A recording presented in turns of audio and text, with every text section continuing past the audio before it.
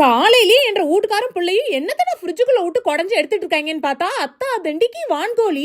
அம்மாடியோ இதை நம்ம தூக்கணும்னா இதுக்கே பெரிய வெயிட் லிஃப்டிங் ட்ரைனிங் எல்லாம் போயிட்டு வந்திருக்கணும் போல. ஏதோ என்ற அப்பா இருந்ததுனால பொழச்சோம் தப்பிச்சோம்னு அதை வெட்டி எடுத்தாச்சு. இதோட லெக் பீஸ் எல்லாம் பார்த்தா ஒரு ஜானுக்கு மேல போக மாட்டேங்குது. இதுக்கு நம்ம எங்க போய் சட்டியெல்லாம் தேடுறதுன்னு அதையும் துண்டு துண்டா வெட்டி மொத்தமா கிளீனிங் எல்லாம் பண்ணதுக்கு அப்புறம் பார்த்தா ஒரு பெரிய கறி விருந்தே வச்சிடலாம் மாட்டுக்கு. அம்மா கறியில இருக்குது. பூராத்தையும் முடிச்சு பார்த்தா வான்கோழி மாதிரியே கண்ணுக்கு தென்படல.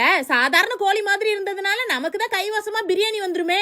இன்னைக்குன்னு பார்த்தா வீட்ல இருந்த அடுப்பு வர புட்டுக்கு சாட்டுக்கு ஆனே ஆக மாட்டேன்னு ஒரே அடம் வேற. இதுலயே நின்னு போராடிட்டு இருந்தா ஒண்ணும் வேலைக்கு ஆகாதுன்னு நம்ம வீட்ல இருந்த கேம்பிங் ஸ்டவ் அப்படியே கொள்ளையில இறக்கியாச்சு.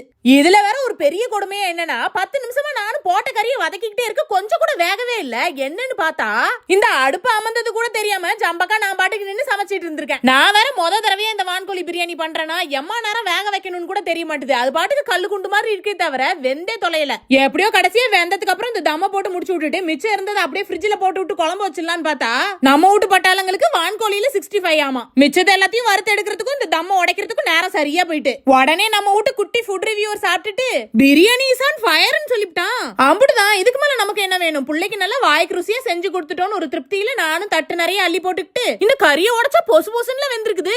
எல்லாத்துக்கும் மேல வான்கோழியில கூட இம்மா ருசியா பிரியாணி பண்ணலாம்னு இன்னைக்குதான் தெரிஞ்சுக்கிட்டேன்.